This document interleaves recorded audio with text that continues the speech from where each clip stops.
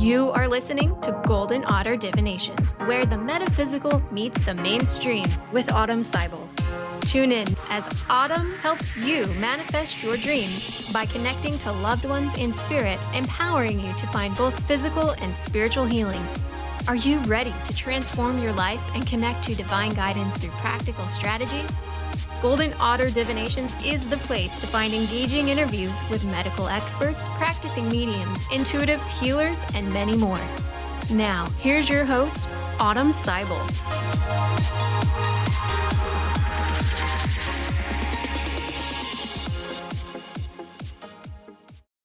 Hi everyone, I'm Autumn and you're listening to Golden Otter Divinations. Stay with me for the next hour as we explore where the metaphysical meets the mainstream.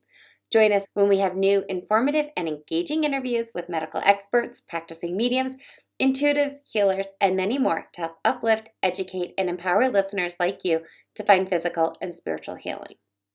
So today's episode is planting wealthy roots with the cycles of the new and full moon to change your mind about anything holding you back.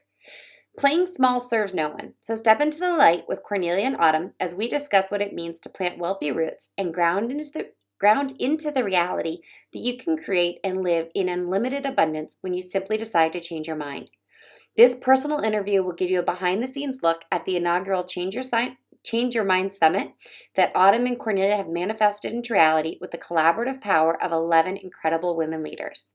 This is your chance to peek behind the scenes to meet the hearts behind the minds that are bringing you this life-changing personal growth summit.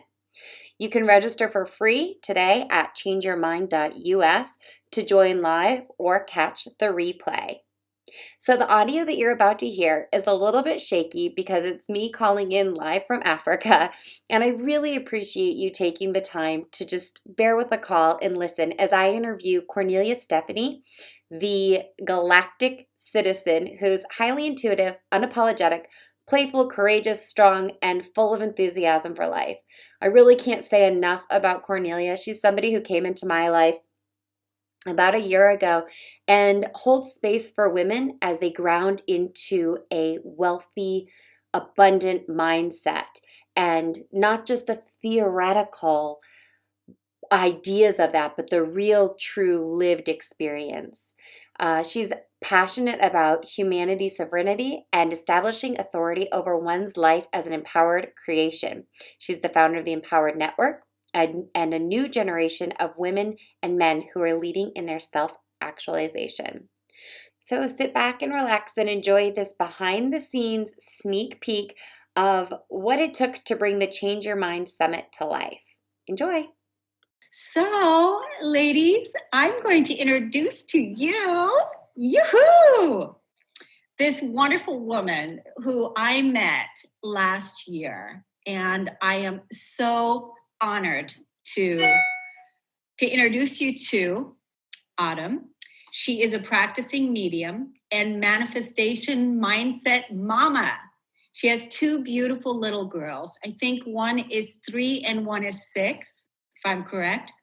And they just moved to Lilongwe, Malawi in rural Africa with her incredible spouse as part of their unfolding journey. Today, Autumn is going to share a bit about how she came into practice of mediumship after the murder of her older brother brought her to her knees in deep grief. Through practicing mediumship to find peace with her brother's death, and then later using the practice of conscious conception with her 2 daughters, she has come full circle in understanding the balance of living life to the fullest while confidently knowing that our loved ones are waiting for us in this space we transition to after the process some call death. Welcome, Autumn. Thank you so much. And thank you guys so much for bearing with me. Like Kornelia said, I am calling live from Africa. We just moved here a few months ago from Washington, D.C. And now we are in Lilongwe, Malawi, which is in like the southern part of Africa. So if my connection drops or is bad, I apologize. And I guess I'll just kind of keep going because I'm not seeing any feedback. Um, so we're doing the Change Your Mind Summit that's coming up on June 11th. And as that process has been unfolding, we've had to reach out to people to ask different questions about what exactly it is that we do. And somebody sent me a question that said, when did you or how did you realize that you're a medium? Was there anything specific that happened throughout your life that made you realize that you could communicate with spirit? Did you pursue it or did it pursue you? And were there any signs? And that one question, I was like, it's part of my journey that I've never really openly shared. And when I was 16, my older brother was murdered overseas. He was serving as a contractor in Iraq. And it was 2003. It was during like the very first invasion of the war. The United States was collectively in grief over 9/11, and our world was changing. I was 16 years old. And for me, the moment that my life changed was my brother was killed on his 31st birthday, which was December 14th.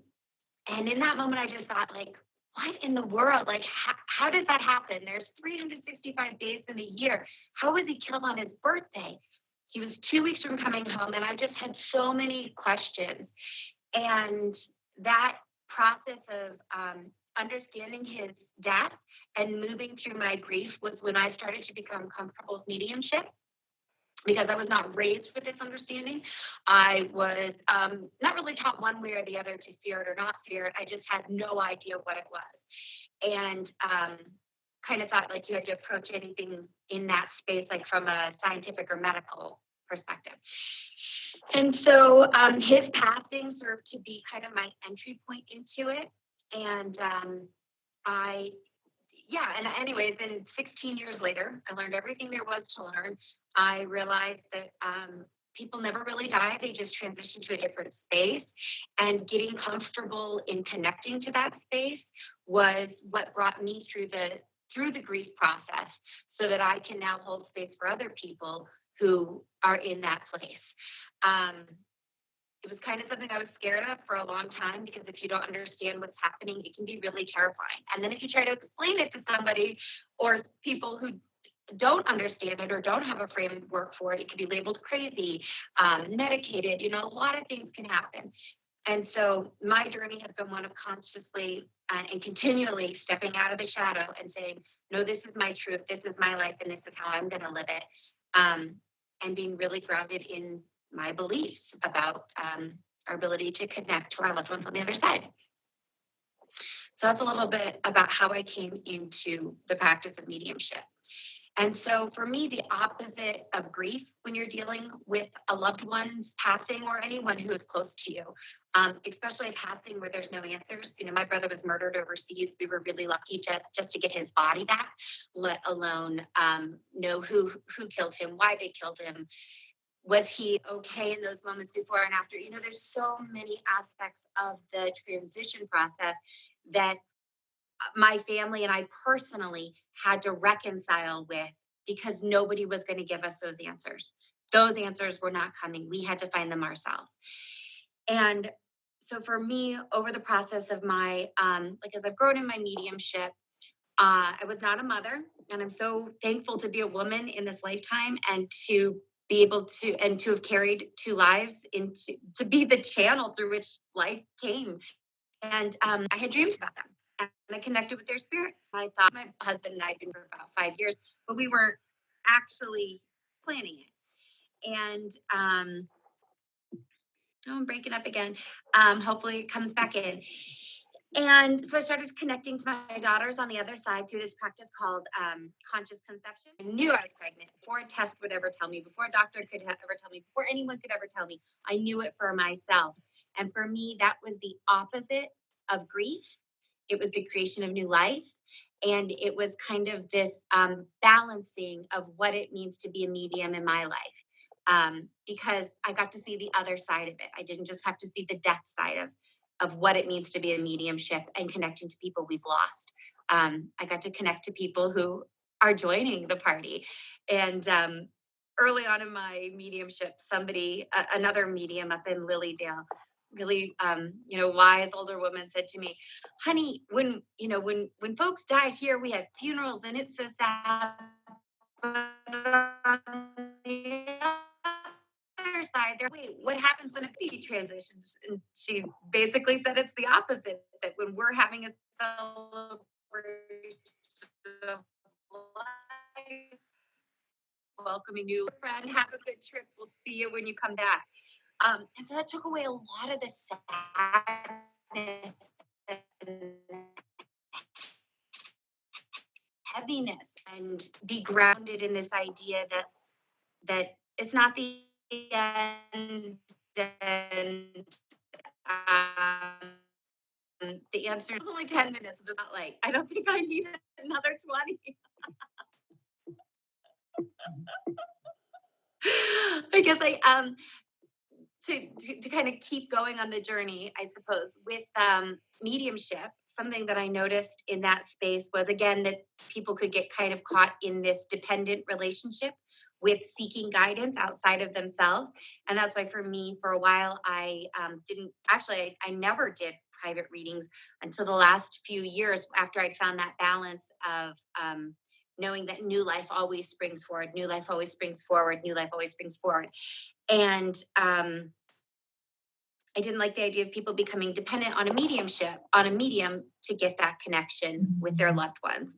And so I started really exploring this idea of manifestation and the manifestation mindset and what exactly that means. And that was how I got into living my life by the cycles of the moon, and and through my e-course and my membership forum that I offer, I help educate folks on how they can move through grief and connect with their loved ones on their own without having to go. Like I said, I just don't like that idea of having to be dependent on another person, because it's such an intimate, personal relationship that you have with your loved ones on the other side. Yes. So tell us about, over these last, like right now, you're really fully stepping into your mediumship. This is like I think, when was that? Somewhere I just recently introduced you. Oh, I know. We were all on the Dr. Pat show, and I introduced you as a medium, I think for the first time out loud in public. So now you're really fully embracing this part of yourself. But tell us, just recently, what you were experiencing, what you were going through to get to this next phase. Yeah. So about a year ago, when my show on Transformation Talk Radio started, I had that I was a developing medium in my bio. And I say developing medium because people say practicing medium.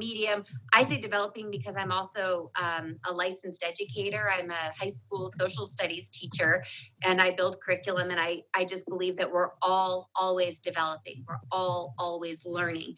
And so that was the term that I used for it. But like you said, like nobody ever really was speaking that out loud. I was never being introduced as that. And I was more or less hiding behind the moon. And I was hiding behind my manifestation rituals, and my way of connecting people with mediumship was a little bit more, it was like embedded. Like you had to dig into who I was and what I was about to find that information. It was not at the forefront, and it definitely didn't have a light shining on it, because it can be scary to be held out as exactly as you are. I mean, when I say that, I'm bearing my soul. I'm bearing my soul to you women that are on the call. And imagine bearing your soul in this space with 11 people and speaking your truth, and then doing it on a platform where you don't know who is going to hear it, how far that message is going to go. And that can really bring up a lot of a shadow, which is the safe place to be. And it's where you can go and hide when you just don't want to own those parts of yourself, or I don't know, fear of retribution or whatever it may be. So as we prepared for this summit, I had a lot of anger to deal with and a lot of fear to move through, because I don't want to play small in this lifetime. I don't want to, look back years from now and go, gosh, what if I had just done this in my 30s when it was the time to do it? Dana, you were talking about being a cancer survivor. And when I've connected with survivors or people who have actually succumbed or passed from disease that has manifested in their body, that's always one of the messages that I get is, it, to me personally, is, honey, don't let this, they always call me honey, don't let this manifest in your body. Don't trap this in your body, because your body will create something that, if it's, not, if you're not expressing the unique characteristics of your soul, your body will be that indicator that comes on and says, hey, get help, you've got to clear this, because disease manifests, I think disease of the soul can manifest in the physical body. So yeah, does that answer your question, Cornelia, about moving from the shadow to the light? Yes, I love the revealing, and I love the realization of everything, and how how you stepped from, again, you stepped into something bigger than you right now, and then how it brought the shadow up. I bet many of us can relate to it, because that's how we release the energy, is by seeing it. And I think even with this last Scorpio full moon, when was that, a month ago? It really revealed a lot. But it's always through our experiences that we see, okay, this is the highest part, and now the shadow is revealed. Another part of myself to love free, another part of myself to release and let go, right? And now you're coming out to the world, and you're really fully stepping into your mediumship, and you're going to be making money. This is the process of what you're beginning now, making money, doing what it is that you love. Tell us a little bit about your environment in Africa that you manifested and that you created, and where you live on this 1 acre. Give us I see the visual, but give us the visual. Okay, so this is not to brag. This is more just to show, like, if you can dream it, you can literally achieve it. So about a year ago, I started writing my ebook, which is also has a members forum, and an e-course that I'm launching during the summit. Is called Lunar Manifestations, a Medium's Guide to Manifesting by the Cycles of the New Moon. This isn't a plug. I'm just gonna, by explaining the book, it explains how I got to this space right now. And I started tracking the cycles of the new and the full moon every 2 weeks. It's like clockwork. The moon is the Earth's only natural satellite, and you can see it from wherever you are in this big, beautiful world. And since my husband is active duty Army, we tend to move about this big, beautiful world a lot. So we were in DC at the time, and as much as I loved that space, our family was growing, and we knew that we needed to leave that space so that we could keep evolving and growing as individuals and as a family unit. And through like tracking the cycles of the new and full moon, I started planting these intentions. Like, okay, wherever we go next, because we were in this like place, this little row house in DC, which had a beautiful view, and I'd manifested that. And I always thought to myself, well, shoot, if I could manifest this, what else am I capable of? And one of the things was like, oh, I would garden. And then I thought, wouldn't it be great to have affordable childcare? And man, wouldn't it be great to be able to like afford really delicious food, and to have help me run the term vortex. I just the energy out there. I put the wishes out there. I planted the seeds. And over the course of a year, a random assignment in Africa popped up for my spouse that we immediately said yes to, having no background information on where we were going, not knowing if it was going to be a really great choice beyond it was good for his career, and we were up for the adventure. Lilongwe, Malawi, like I'd never heard of it. I actually said yes before I looked it up on a map, and then I looked up on a map and I was like, oh boy. But the whole time, as soon as that came into our reality, I just said, I know this is what I've been asking for. And I didn't have to think about it because it just felt so right. Everything about it felt right, even though logically it made no sense. Nobody could really understand why I would leave a really great job in curriculum development. Because like I mentioned, I was an educator for 10 years, and then I moved into curriculum development. I had a corporate job and I was being like paid the most I'd ever been paid. And, realizing those, like I was living the wealthy lifestyle that society told me I should.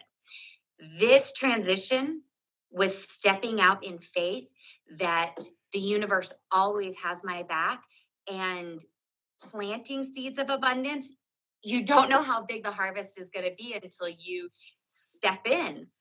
Somebody said, how did you both come to say yes immediately? I couldn't see the rest of that, but I don't know. We just said yes. We looked, actually, it was an email. He said, Malawi 2019 question mark. And I responded, yeah, I'm there, babe. I think I might have said like, yeah, I'm there. I'd follow you to the moon, which is what I always say to him. Because he's my soulmate. We've been married 12 years now. And I just, when I feel it in my heart and it feels really light, I just know that that's the right answer for me. And so now that we're here, I've shared this with Kornelia.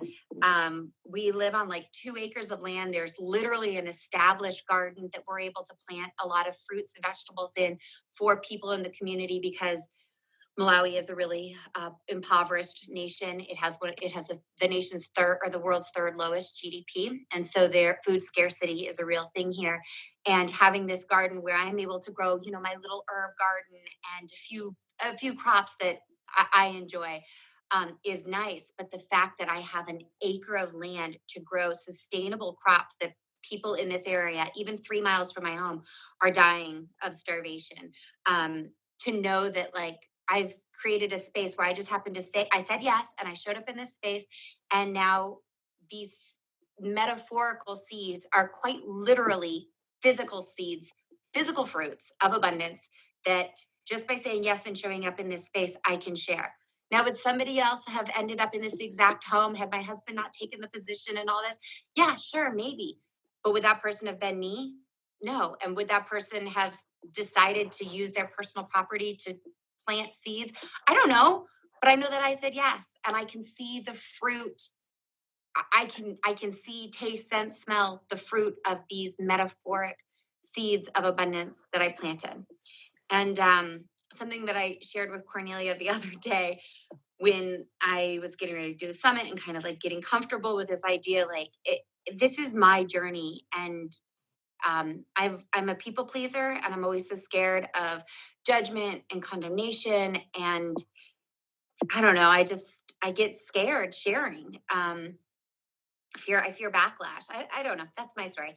But I had a dream the other night after talking to Cornelia about planting wealthy roots and like what does that actually mean? Like what does that mean? Very personal. I had a dream that my cervix was growing roots, and I woke up in the dream and was like, what? Like double checked, just because that's kind of a terrifying thing to dream. But in the dream state still, I was kind of like, what is this growing from my cervix?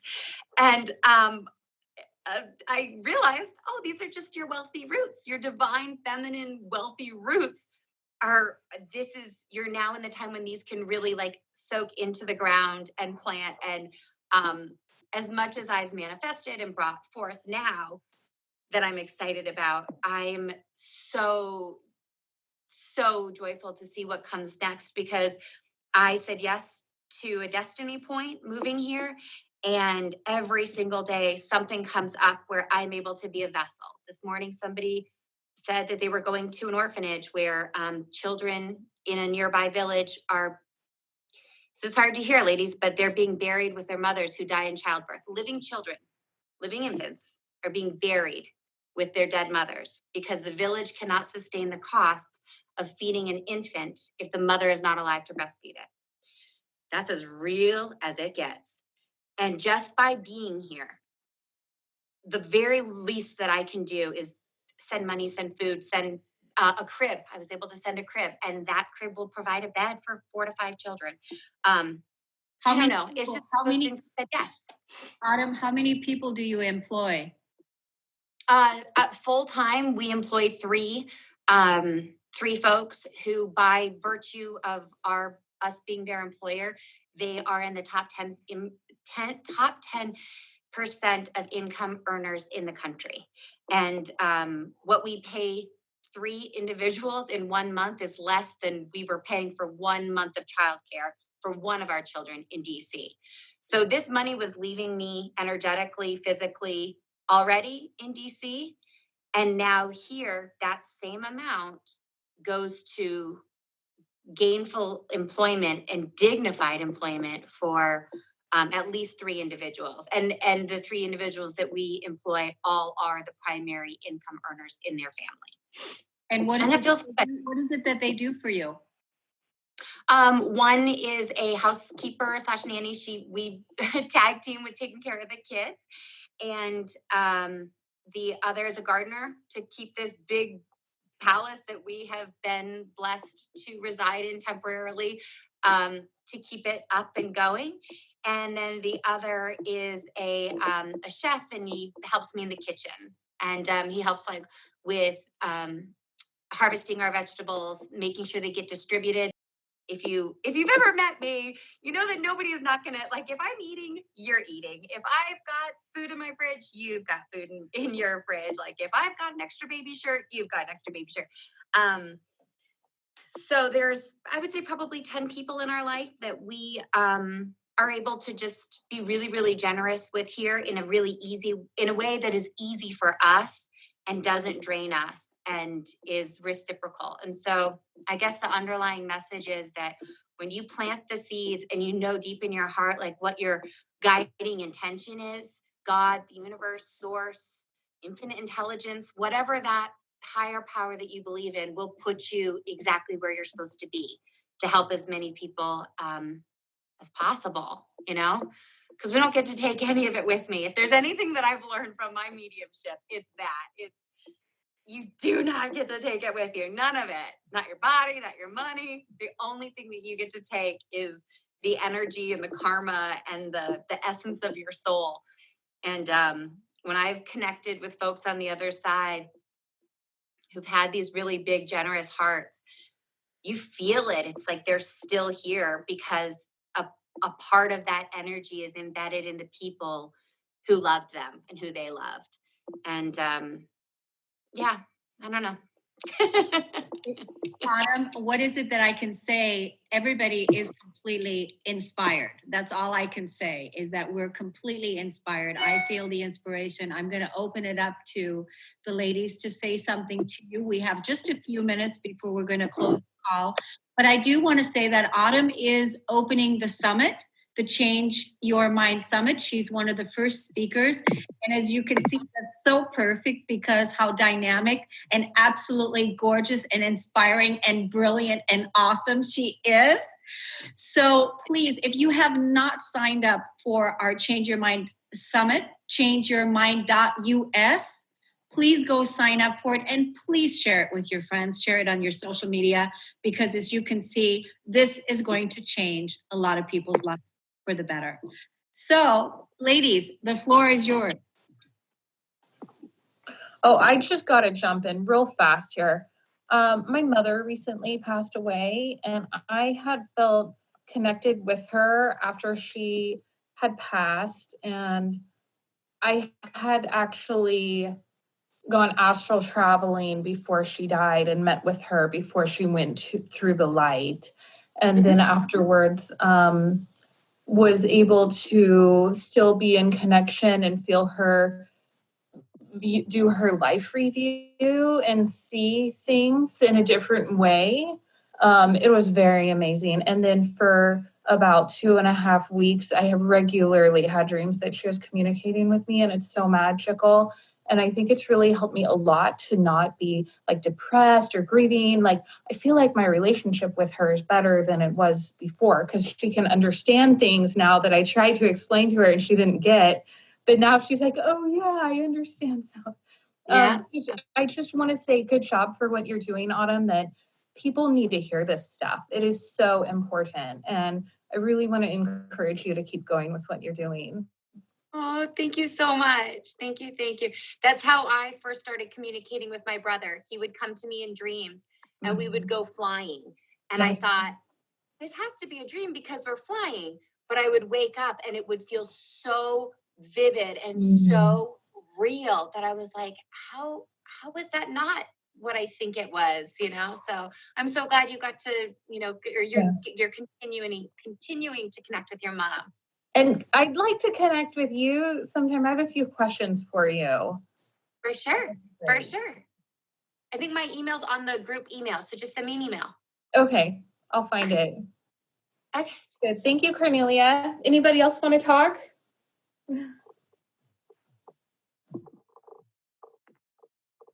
What an inspiration you are to all of us, and just being able to do the little bit you do and how it can have that ripple effect on so many lives, and the huge generosity and the bright light you are is touching and amazing. So go girl. I'm your biggest fan here watching you fly. So yeah, congratulations.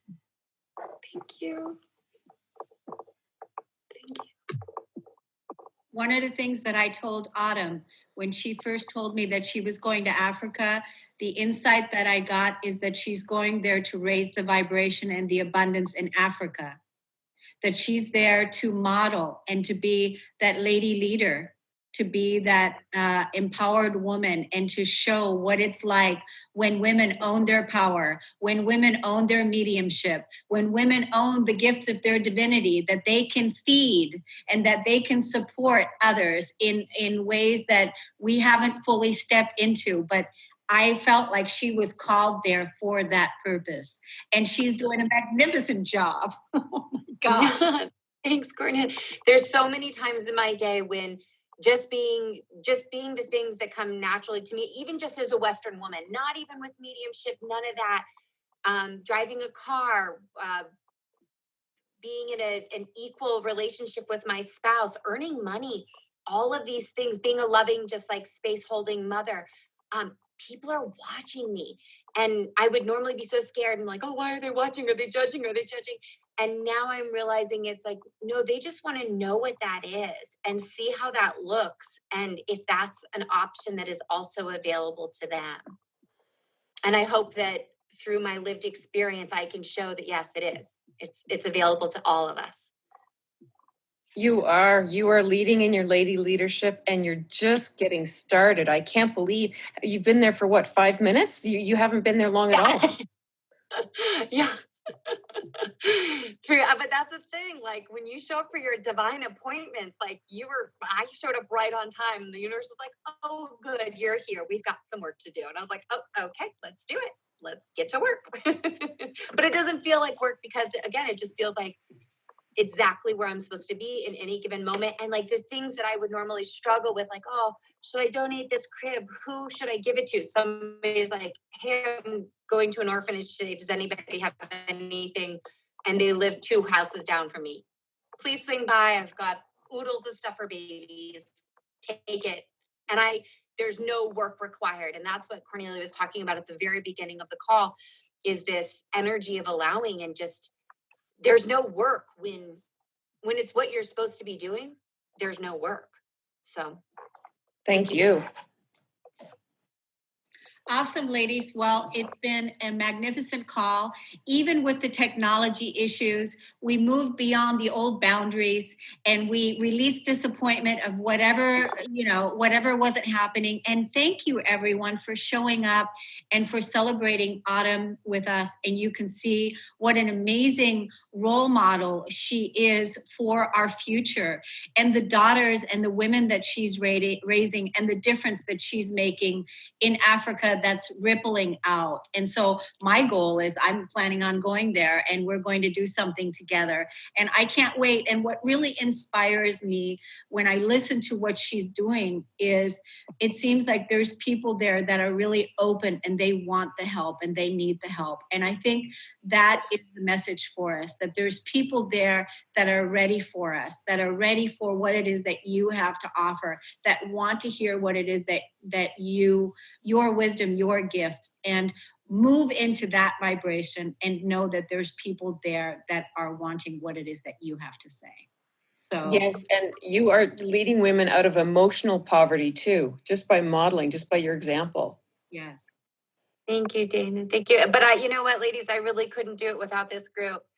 I came into this group a couple months before, I think maybe like September, October, and we just found out that we might be moving to Africa. And we found out in August, or we were asked in August. We immediately said yes, but it takes a few months for the details to work themselves out. But by November, we knew for sure that we were going. And I just sort of come into this group, and I don't think, had I not had this anchoring force, this anchoring space, and really anchored into this divine, feminine, wealthy, rooted mentality, that I would have been able to come here and not fall into a like a judgment spiral or a like an unworthiness mindset, like, oh, like, what did I do to deserve this? What did I do to deserve all this? Because the opposite of planting wealthy roots is enjoying the fruit. And if you can't enjoy the fruit, why would you plant the roots?